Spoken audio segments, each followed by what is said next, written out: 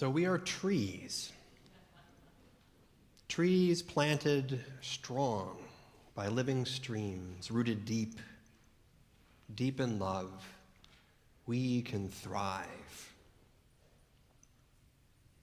So a tree that's deeply rooted is not only able to stay strong and flexible and stable through winds and storms, but it's also able to tap into sources of water, of life-giving water, that are deep enough so that this deeply rooted tree can survive through drought. A tree that's deeply rooted can not only survive, but can continue to produce leaves and flowers and fruits, if that's its nature, through tough times. So the question for us can be, how deeply are we rooted? What is for us our deep rootedness? What is for us the deep wellspring of living waters that we can draw on so that we are strong and stable and flexible and also fruitful? And fruitful with the fruits of the Spirit, as the early Christians called it, through tough times, through adversity, as well as through good times and easy times. So in the words of one of the versions of Psalm 1 that we heard, which is a psalm of deeply rooted trees, those who are committed to goodness and virtue, committed to truth and love, are like trees firmly rooted near the life-giving waters of God. So that's pretty deeply rooted down to the very creator of the universe. That's as deep as we can go. And the testimonies of our faith are about people who have strived to root deeply in this deepest source of all life. Through very difficult times, through the generations. And as the other version of the psalm put it, through times of isolating fear and consuming greed and manipulation and death-dealing ways and so on. This deep rootedness has allowed our ancestors of the faith to stay strong and clear and fruitful. So we can all think about people in our lives, or people who are inspiring to us, who've managed to stay good and true and loving and virtuous through times of trial and adversity. And I think anyone who we can think of that we admire or look to, in one way or another, has been deeply rooted in something that is deeper and truer than what may be at the surface.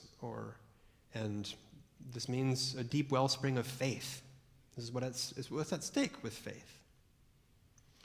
And I think we can all benefit. It's always a good time to name and to pray for these kinds of deep roots and living waters in our lives.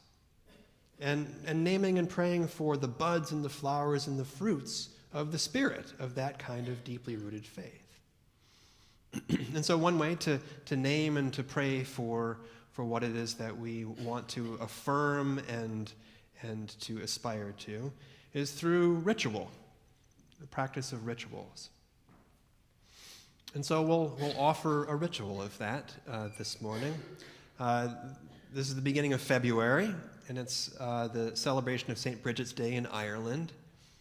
And St. Bridget is a beloved representative of the life-giving, life-renewing roots and fruits of a life lived with the heart of Christ. So she was born as a woman she was born to a woman who was enslaved. And that experience of her upbringing, she had a lot of adversity in her childhood, as well as that it brought her to a deep faith and commitment to Christ. And all of this made her very lovingly attentive to those who in particular need special nurture, and nurture that wasn't being offered to them, especially those who've been neglected. She also was associated with this kind of sacred powers that bring fertility and creativity and healing and renewal from particularly desperate circumstances. St. Bridget is a fascinating and important figure. And then in Ireland, one of the ways that St. Bridget is honored is through wells that are dedicated to St. Bridget, wells in the midst of groves of trees. So St. Bridget's feast day is February 1st, when winter can start to feel very long. But we are, in fact, getting closer to spring. And we are in fact closer to spring than we are to the darkest night, the longest night. And in the plant world, this is the time when the metabolism of plants is starting to change, and they're starting to move out of dormancy and to prepare to make new buds for the spring. And so in Ireland, one of the practices on St. Bridget's Day is to go to one of her wells and to dip a piece of cloth in the water and to tie that to a nearby tree. And people often do this as a way of praying for healing for themselves or for someone they care about, and bring a piece of cloth from that person. But it's also also an opportunity to pray for what it is that we may be needing or yearning for to be deeply rooted in God, especially through tough times, through times of test and trial. So it's an opportunity to pray for a blessing on whatever new buds the tree may put out, to bring forth fruit in our faith, to prepare for the coming of spring.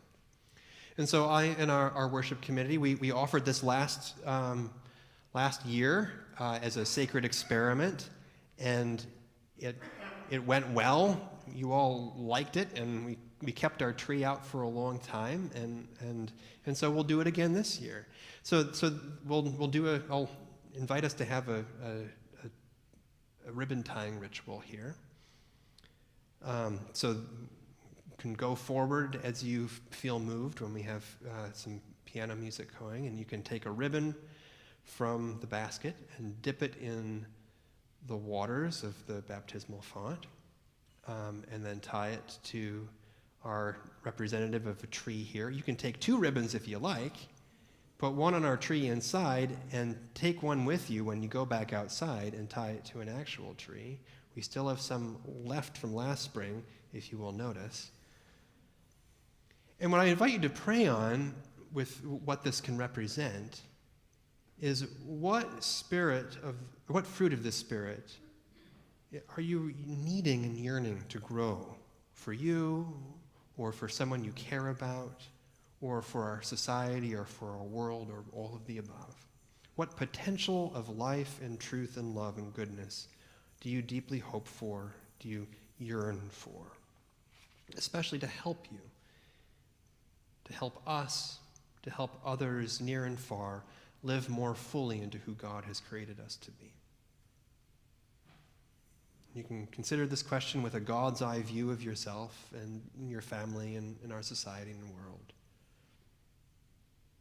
And you can pray that hope into the ribbon that you take and dip it into the nourishing, living waters of God, and bring it to the branch of a tree that is overwintering right now, but knowing that it's stirring out of its dormancy, and in a few months will begin to bud.